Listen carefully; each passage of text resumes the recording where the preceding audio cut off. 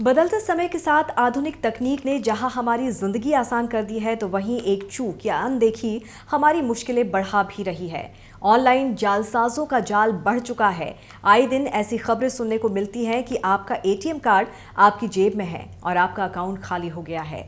कई बार आपको आपके बैंक अकाउंट से ऐसे पैसे निकालने की मैसेज भी आते हैं जो आपने निकाले ही नहीं हैं। आधुनिक तकनीक का साइबर क्रिमिनल काफी धड़ल्ले से मिसयूज कर रहा है।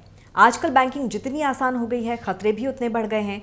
लोग आसानी से net banking, credit card, debit card आदि के जरिए अपने काम को मिनटों में आसानी से कर लेते हैं। इन सभी मोड से पेमेंट करने के लिए हमें मोबाइल नंबर में ओटीपी की ज़रूरत होती है। हालांकि ये ओटीपी हमारी सुरक्षा के लिए ही है, लेकिन जालसाजों में अब इस पर सेंधमारी शुरू कर दी है। इस वजह से आजकल सिम कार्ड स्वैप फ्रॉड मामला भी तेजी से बढ़ रहा है।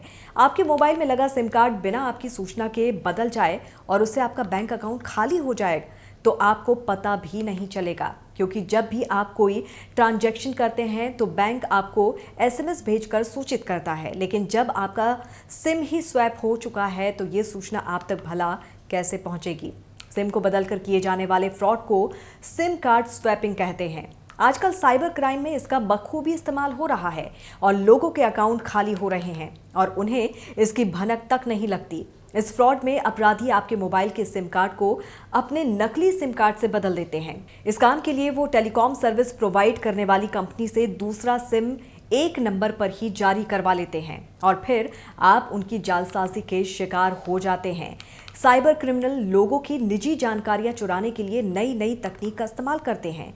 वो फिशिंग, स्मिशिंग आदि का प्रयोग करते हैं। इसमें सबसे पहले वो आपके डिटेल्स जैसे कि मोबाइल नंबर, ईमेल आईडी आदि जैसी जानकारियां चुराते हैं। आपको कई तरह के मैसेज जैसे कि सस्ते डिस्काउंट ऑफर्स, कहीं घूमने फिरने का ऑफर या फिर होटल में मुफ्त खाने का ऑफर देकर आपको अपने जाल में फंसाते हैं और फिर आपसे सारी डिटेल हासिल कर लेते हैं।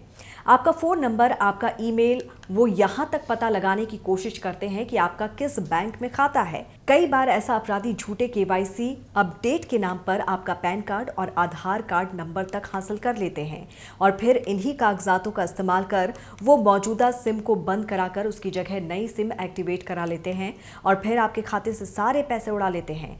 कई बार ऐसे जालसाज आपको लुभावना ऑफर देकर आपके मोबाइल पर कई तरह की लिंक्स भेजते हैं, जिसे क्लिक करते ही आपका मोबाइल हैक हो जाता है और वो मोबाइल से आपकी सारी डिटेल निकाल लेते हैं।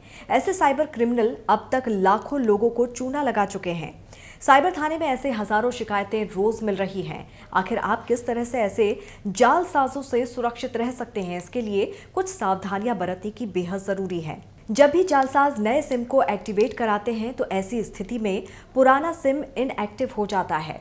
सिम इनएक्टिव होने की स्थिति में तुरंत टेलीकॉम ऑपरेटर से संपर्क करें कि आखिर ऐसा क्यों हुआ। किसी तरह के फ्रॉड होने की स्थिति में जल्द से जल्द नेट बैंकिंग, फोन बैंकिंग का पासवर्ड बदलें और तुरंत संबंधित बैंक को सूचित करें। अपने ईमेल पर भी रेगुलर बैंक ट्रांजैक्शन के डिटेल्स को चेक करते रहें। समय समय पर बैंक स्टेटमेंट जरूर निकलवाएं ताकि आपको आपके खाते की मौजूदा स्थिति का पता लग सके। अगर आपको लगता है कि आपके साथ किसी तरह की वित्तीय धोखाधड़ी की गई है तो बैंक और साइबर थाने को जरूर सूचित करें। जितनी जल्दी आप बैंक को सूचित करेंगे उतनी जल्दी आपकी भरपाई हो पाएगी।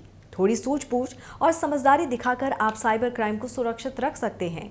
आपको बैंक, सिम कार्ड प्रोवाइडर कंपनियां समय समय पर आगाह करती रहती हैं कि आप किसी को भी अपना डिटेल शेयर ना करें, किसी से भी ओटीपी शेयर ना करें, किसी को अपना Aadhaar number, bank detail, PAN card number ना बताएं।